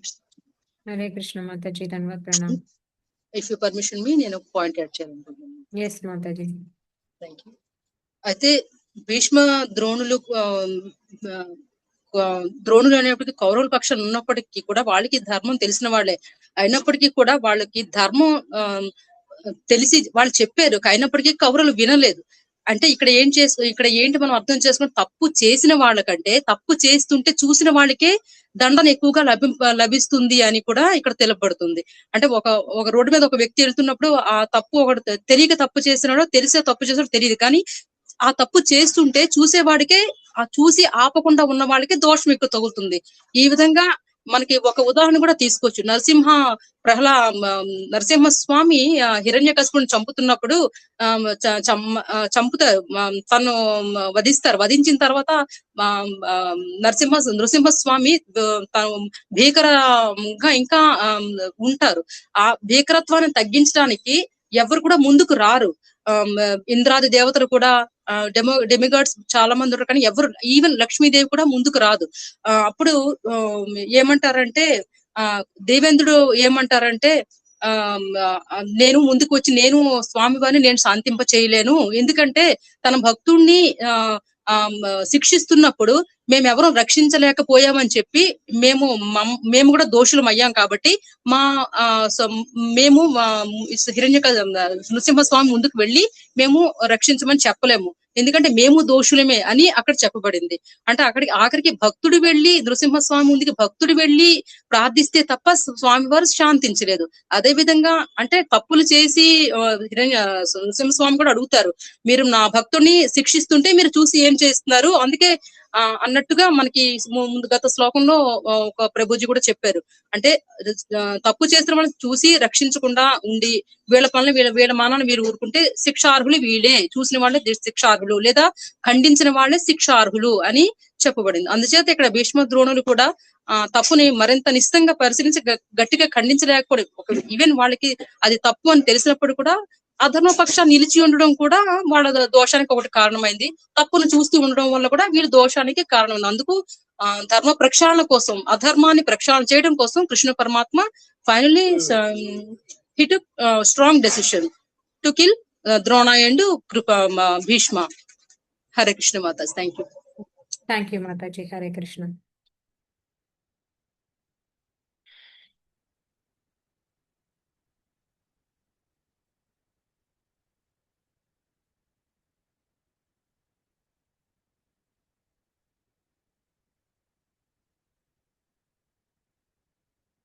హరే కృష్ణ ప్రభుజీ. హరే కృష్ణ ప్రభుజీ. హరే కృష్ణ మాతాజీ. ఎస్ ప్రభుజీ. హరే కృష్ణ మాతాజీ. వినబడుతుందా? ఎస్ ప్రభుజీ, వినిపిస్తుంది. Yes Prabhuji. Yeah, nice. Discussion also was nice on the right points. Okay, thank you Prabhuji. So 2.6 లో సేమ్ ఇంకొక ప్రశ్న అడగచ్చా? పర్వాలేదా? Yes Prabhuji, I will try. If he did not conquer the enemy, begging would be his only means of subsistence. Nor was there any certainty of victory because either side may emerge victorious. ఎవరైనా గెలవచ్చు అన్నది బ్యాటిల్లో ఉంది. So ఈ యుద్ధం చేయడం కన్నా భిక్షమెత్తుకుంటే నాకు బాగుంటుంది అన్నది ఒక వ్యూ పాయింట్ అర్జునుడిది.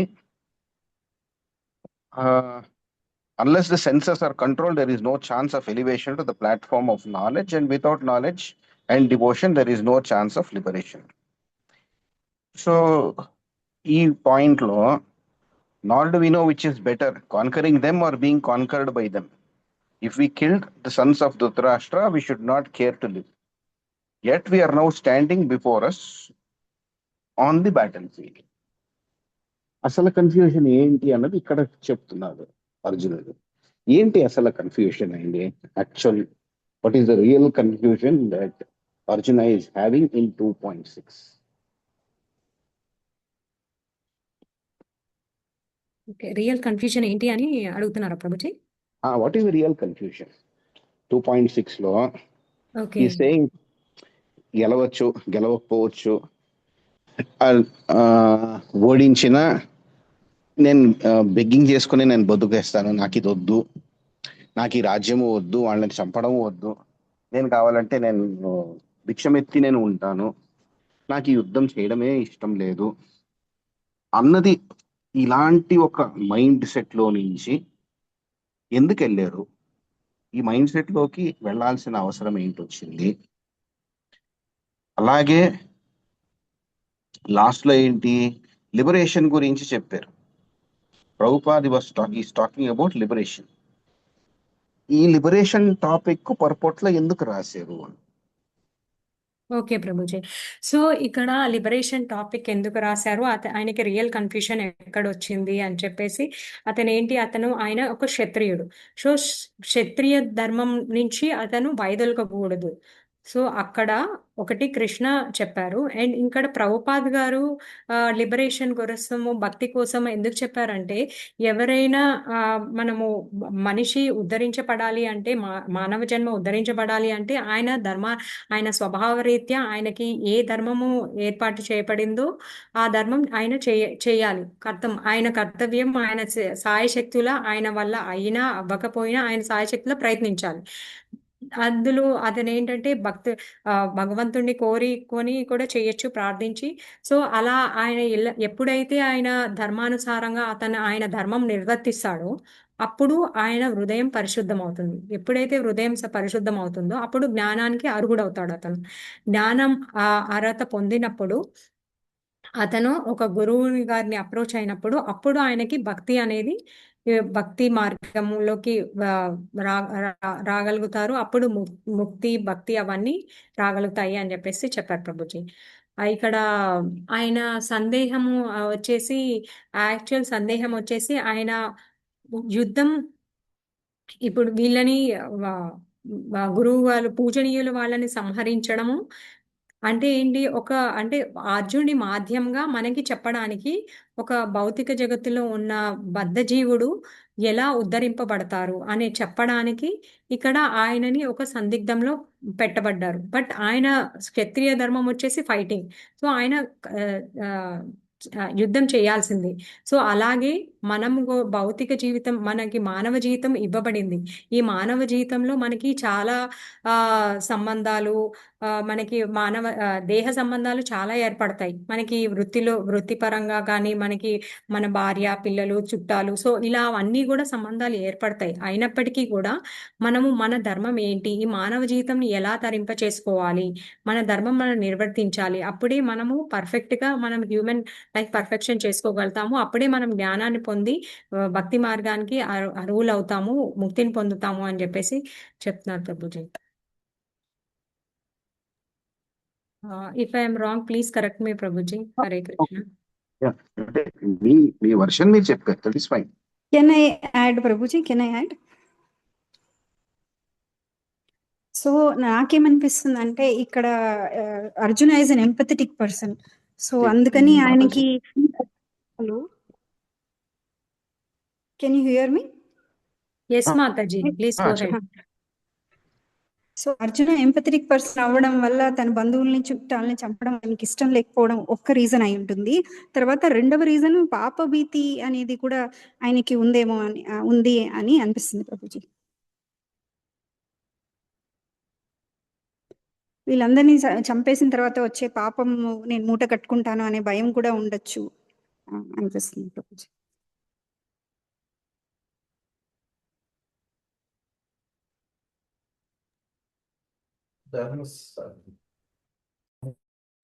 రాసారైతే మాతాజీ?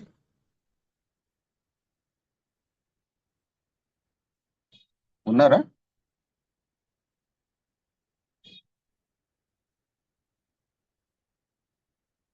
ఓకే,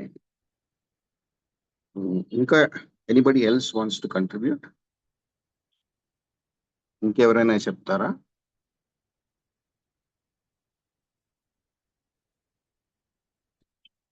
అంటే ఏమంటారంటే దర్ ఆర్ 2 థింగ్స్ అన్నమాట క్వశ్చన్ అండ్ ఆన్సర్ సెషన్స్ కి.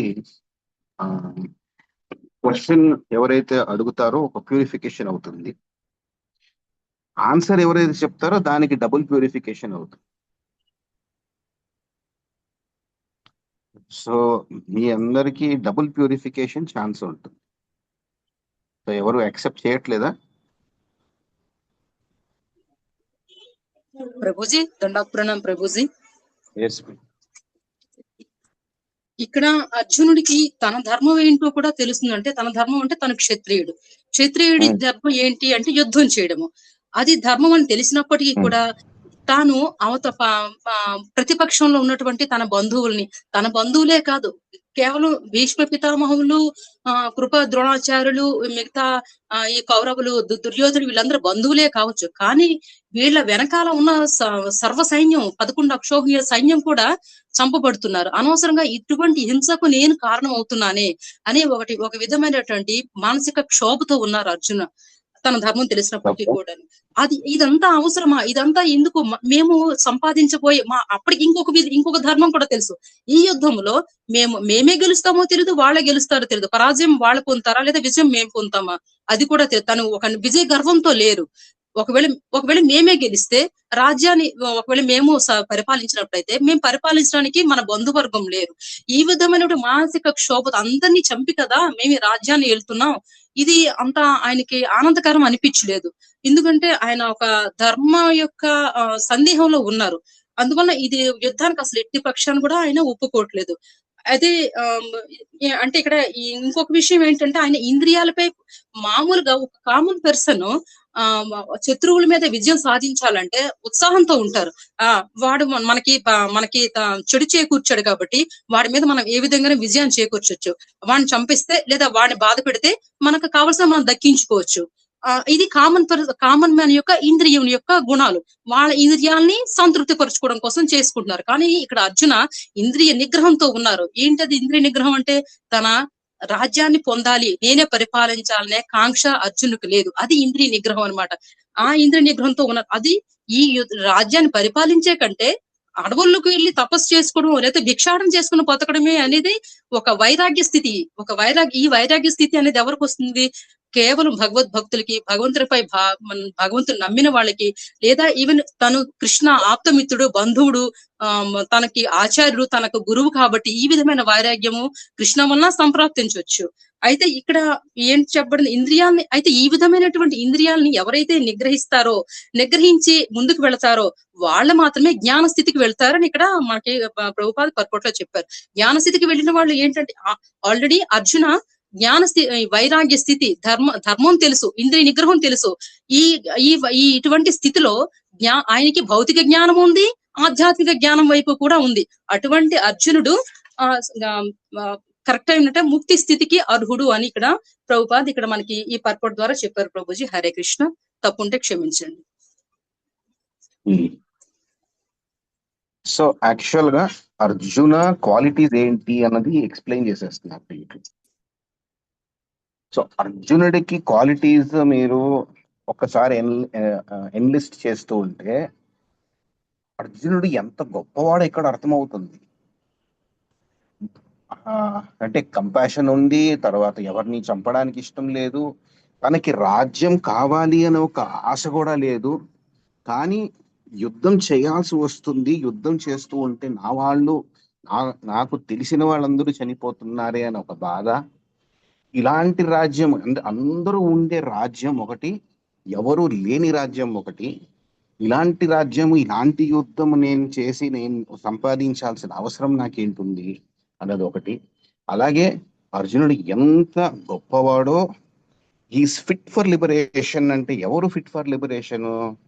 ఎవరైతే ఆస్టెరిటీ, ఎవరైతే కంట్రోల్, ఏదైతే ఉందో మొత్తం సమస్తం ఉన్న వ్యక్తి ఎవరైతే ఉన్నారో వాళ్ళకే లిబరేషన్ కి అర్హత ఉంటుంది. సో అలాంటి వ్యక్తి అర్జునుడు. సో అలాంటి వ్యక్తి అర్జునుడికి ఒక సందేహం అనేది వచ్చినప్పుడు దాన్ని తీర్చే బాధ్యత ఎవరిది ఉంటుంది? భగవంతుడు ఉంటుంది. సో అందుకు this is not a random kind of a question that Arjuna is not an ordinary person. He is not at all an ordinary person. He is a very, very special person. అంత special person, friend of Krishna, జ్ఞాని, ఒక వీరుడు, ఒక జ్ఞాని, యోగా సిస్టంలో అన్ని తెలిసిన వాళ్ళు.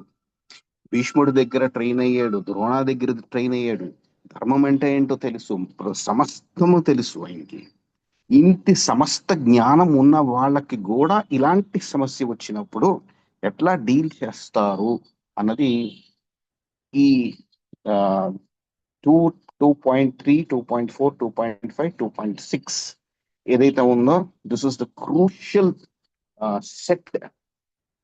దీన్ని ఎన్నిసార్లు చదివినా, ఎన్నిసార్లు మీరు ప్రాక్టీస్ చేసినా, ఎన్నిసార్లు దాన్ని అదే పనిగా మీరు ఈ రోజు మీరు విన్నారు, రేపు కూడా సేమ్ క్వశ్చన్స్, సేమ్ పర్పోర్ట్ అలా చదవండి. మీ జీవితంలో ఎలా అప్లై చేయాలో మీకు అర్థమైపోతుంది ఇది. So this is a wonderful set, 4 sets of questions. 2.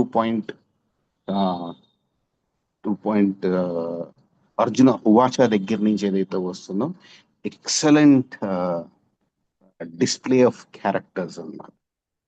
Okay Mataji, thank you. అదే నాకు అర్థమైంది, నేను చెప్తున్నా. థ్యాంక్ యూ ప్రభుజీ, హరే Krishna. Thank you for adding Prabhuji.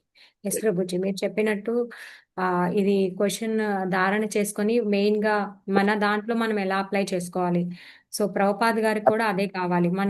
మనం అప్లై చేసుకొని మనం ఎలా కృష్ణ భక్తిలోకి రావాలి, మనం ఎలా చేసుకోవాలి అని చెప్పేసి మనకి ప్రభుపాద్ గారు సెంటర్ ని కృష్ణ ఎలా చేసుకోవాలి, మనం గురువు గారిని ఎలా అప్రోచ్ అవ్వాలి అనే దాన్ని చక్కగా చెప్తున్నారు. సో మనము ఇది మీరు చెప్పినట్టు నిజంగానే ఒక్కసారి చదివితే వెంటనే అర్థం కాదు. ఒక 2-3 సార్లు చదువుకొని మనము వరిష్ఠ వైష్ణవుల దగ్గర వింటేనే ఇది మనకి అర్థమవుతుంది Prabhuji. Yes Prabhuji, thank you very much Prabhuji. హరే కృష్ణ. సరే, with your permission I will end this session Prabhuji. Thank you very much. Thank you all very much for joining Prabhujis and Mataji's. Thank you, Mataji. Thank you very much for all your adding points. Achana Mataji, Sudhirga Gaurapriya Devidasi Mataji, thank you very much. Vancha kalpatarubhyasya kripa sindubhya eva cha patitanam pavanebhyo vaishnavebhyo namo namaha. Ananta koti Vaishnav Vrindi ki jai, Ananta koti Acharya Vrindi ki jai. మిమ్మల్ని ఎవరైనా మనసు మాటల ద్వారా కానీ ఉదాహరణల ద్వారా కానీ మనసు నొప్పించుంటే క్షమించండి. మాతాజీ సెంటర్ బుచ్చిస్. Thank you all very much మాతాజీ. Thank you. రాసారథి మాతాజీ, ఐఎమ్ ఎండింగ్ ద సెషన్ మాతాజీ. Thank you Mataji. హరే కృష్ణ మాతాజీ, దండవత్ ప్రణామం. హరే కృష్ణ. Thank you. హరే కృష్ణ మాతాజీ, ధన్యవాద ప్రణామ్ మాతాజీ. హరే కృష్ణ మాతాజీ. మాతాజీ థ్యాంక్ యూ. దండ ప్రణామ్ మాతాజీ. ప్రణామం.